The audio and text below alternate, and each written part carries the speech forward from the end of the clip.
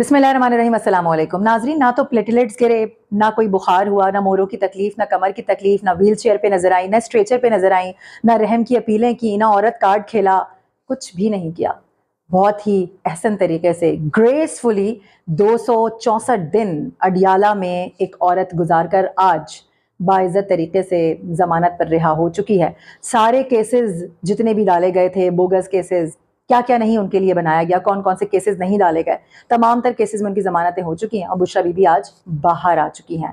तो ये कहना तो पड़ेगा कि जो लोग, जो हल्का ये कहा करता था कि ये दोनों मियाँ बीवी एक रात जेल में नहीं गुजार सकते, वो किस तरीके से डटे रहे, किस तरीके से उन्होंने तमाम सिचुएशन का सामना किया और उसके बाद इज्जत के साथ आज वो बाहर आई हैं।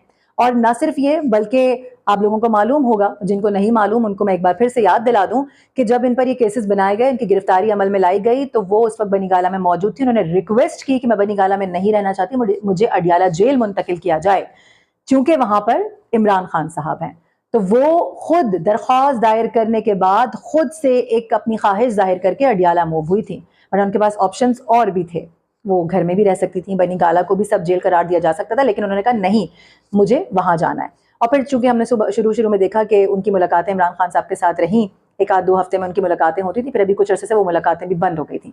बहरहाल आज जब इमरान खान साहब के पास, अच्छा, दो डेवलपमेंट्स बड़ी इंपॉर्टेंट हुई हैं। एक तो ये, और दूसरा ये कि इमरान खान साहब से मिलने नहीं दिया जा रहा था। उनके वकला जो थे वो काफ़ी ज़्यादा नाराज़ भी थे, जो आला क़यादत है उनकी वो भी नाराज़ थी। लेकिन आज हमने देखा कि इस्लामाबाद हाई कोर्ट की जानिब से बड़ा सख्त बरहमी का इजहार किया गया कि जब इमरान खान साहब से मिलने की इजाज़त है तो क्यों नहीं मिलने दिया जा रहा, कौन से ऐसे सिक्योरिटी रीजंस हैं जिसकी वजह से उनकी वकला के साथ मीटिंग या मुलाकात नहीं करवाई जा रही है। उनको फौरी तौर पर यहाँ पर लाएं। पहले तो वीडियो लिंक का कहा गया, फिर ये कहा गया कि इमरान खान को लेकर आएँ, उनके सुपरिटेंडेंट को बुलाया अडियाला के और उसको भी झाड़ पे लाई।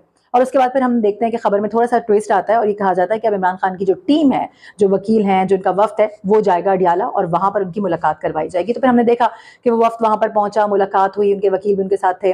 और जब उन्होंने बाहर आके बताया कि इमरान खान साहब को जब हमने ये बताया कि बुशरा बीबी रिहा हो गई हैं, तो काफ़ी ज़्यादा खुशी का इजहार किया। उनको नहीं मालूम था कि आज उनकी रिहाई मुमकिन हो जाएगी या वो रिहा हो जाएंगी। तो वहाँ से इमरान खान साहब ने बनीगाला के बजाय उनको मशवरा दिया, बुशरा बीबी को, कि वो ज़मान पाक मूव हो जाएं। तो अब बुशरा बीबी ज़मान पाक मूव हो गई हैं। फिर ये कि जो उनके वकील ने आके बताया बाहर, एडवोकेट ने, कि किस तरह से उनको रखा गया है, कितनी परेशानी में वो हैं। उन्होंने बताया कि 12-12 घंटे तक बिजली नहीं होती है, एक अंधेरे कमरे में रह रहे होते हैं। जो साइकिल उनको दी गई थी इस्लामाबाद हाई कोर्ट के कहने पर, साइकिल मशीन जिस पर वो एक्सरसाइज करते थे, वो उनसे ले ली गई है। खाना उनको सही तरीके से नहीं दिया जा रहा है। तो बहुत ही बदतरीन किस्म का सलूक उनके साथ किया जा रहा है। और उन्होंने कहा है कि इनका जो ये हाल है, जो ये सलूक किया जा रहा था, इसका हमें खदशा था और आज वो सही साबित हुआ है। इससे पहली मुलाकात में भी काफ़ी सारे खदशात हमारे सही साबित हुए हैं। तो कल अब हम कोर्ट में एक दरख्वास्त दायर करने जा रहे हैं और इनकी सेहत के हवाले से हम इस पर आगे फर्दर प्रोसीड इसको करेंगे। बहरहाल अभी ये इजाज़त मिल गई है कि उनका एक पूरा मेडिकल बोर्ड, उनका जो ज़ाती मौलज है डॉक्टर फैसल, उनकी सरबराही में तश्कील दिया जाए। खैर, ये थी एक दूसरी डेवलपमेंट। एक और बड़ी इंपॉर्टेंट चीज़ ये कि आज बिलावल भुट्टो जरदारी साहब ने इंटरव्यू दिया है BBC को। बरतानवी नशरियाती इदारा है, बहुत बड़ा चैनल, बहुत बड़ा इदारा, किसी तारुफ का मोहताज नहीं है, जिसमें लगी एक एक चीज़ हेडलाइन बन जाती है। आज बिलावल भुट्टो जरदारी साहब ये कहते हुए नजर आए उनकी एंकर से, इंटरव्यूअर से, कि अगर जस्टिस काजी फाइज ईसा चीफ जस्टिस ना होता तो ये आईनी तरमीम नामुमकिन थी।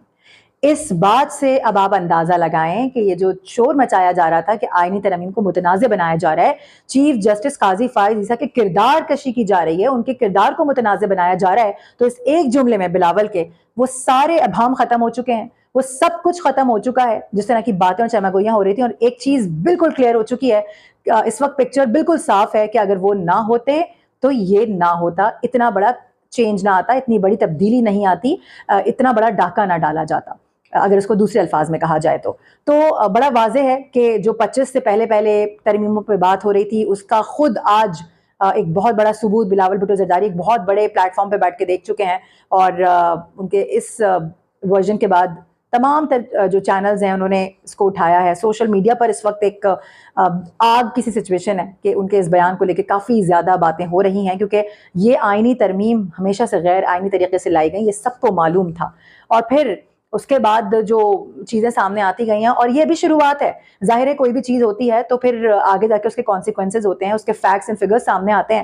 تو ابھی ہمیں آگے دیکھنا یہ ہے آگے چل کے کہ مزید کیا ہونے والا ہے. لیکن دیکھنے والوں کے لیے ایک اچھی خبر یہ ہے، خاص طور پہ عمران خان کے چاہنے والوں کے لیے اچھی خبر یہ ہے کہ اس طرح کی بھی باتیں ہو رہی ہیں کہ بہت جلد عمران خان کو موو کر دیا جائے گا اڈیالہ جیل سے بنی گالہ.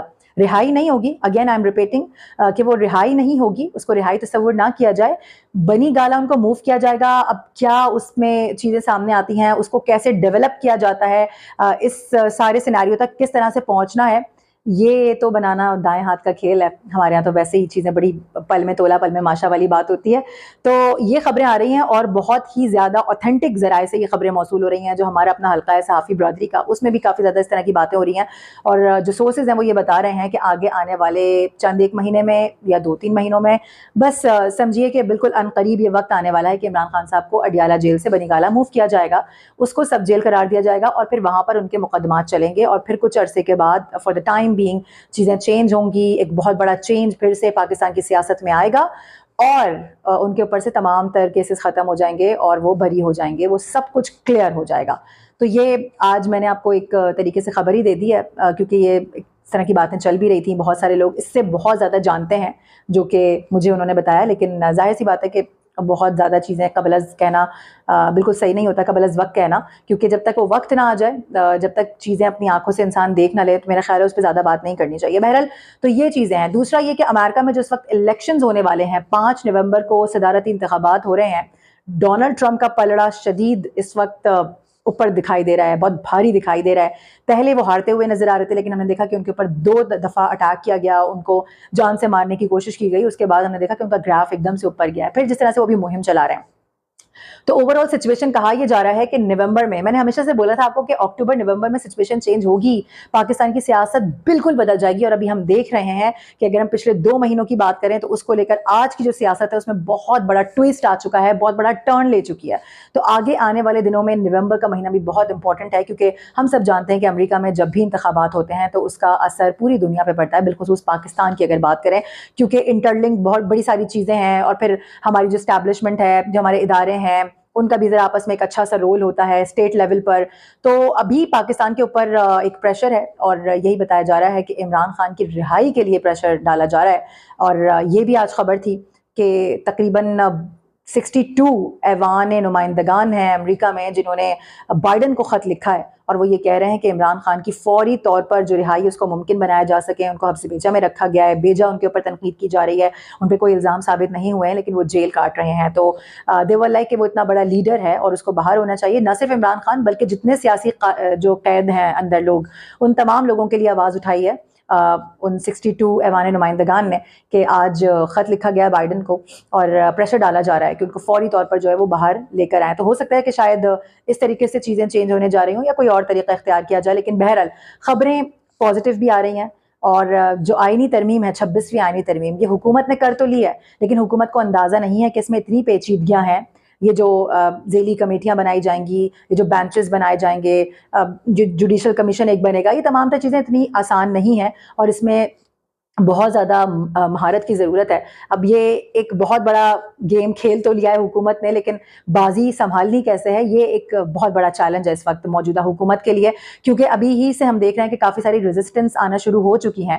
بینچ کون بنے گا، سربراہ کون بنے گا، کس طرح سے بنایا جائے گا، کمیٹی میں کتنے لوگ ہوں گے، کیا کچھ ہوگا، یہ ساری چیزیں ابھی وقت کے ساتھ ساتھ سامنے آئیں گی. اور بہت ساری چیزیں ایسی بھی ہیں کہ جہاں پر آ کے حکومت بھی کچھ نہیں کر سکے گی. ایٹ دی اینڈ پھر معاملہ سپریم کورٹ میں یعنی جسٹس یحییٰ آفریدی کے پاس جائے گا. تو کل فائنلی قاضی فائز عیسیٰ صاحب کا جو لوگ بے صبری سے انتظار کر رہے ہیں کہ وہ کب جائیں گے، تو کل فائنلی ان کا آخری دن ہوگا.